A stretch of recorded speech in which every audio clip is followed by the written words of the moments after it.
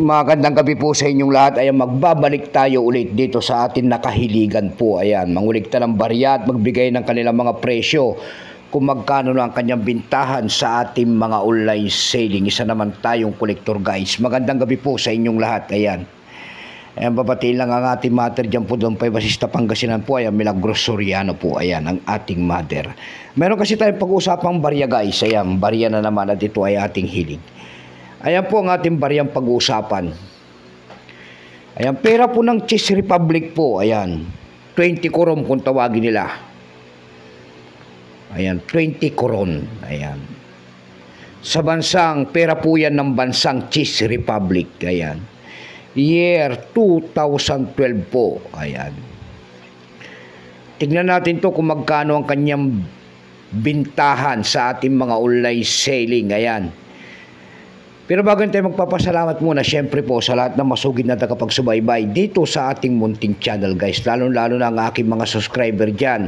Thank you so much sa lahat po ng suporta nyo sa ating munting channel. Maraming salamat din po sa mga masugid kong tagapagsubaybay dyan sa aking FB page. Ayan, Samuel Soriano po. Ayan, maraming salamat po sa mga nagpapalo sa akin dyan sa ating FB page at magandang gabi. God bless din po sa inyong lahat. Ayan. Yun naman po sana hindi pa po nakapag-subscribe dito sa ating munting channel guys. Anyayaan ko lang sana kahit malaking tulong na po bagay.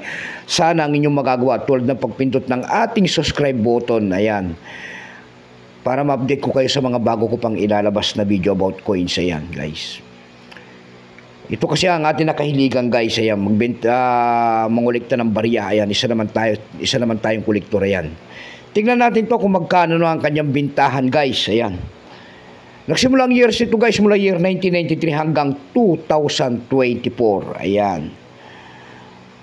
Issue po niyan ay Czech Republic po ang pera na yan. Ayan. Value po ay 20 koron. Korom. Ayan. Currency korom 1993 up to date po. Kung ano materialis ang ginamit sa barya na yan po ay brass plated steel. May bigat lamang itong 8.49 grams. May haba naman itong 26 mm.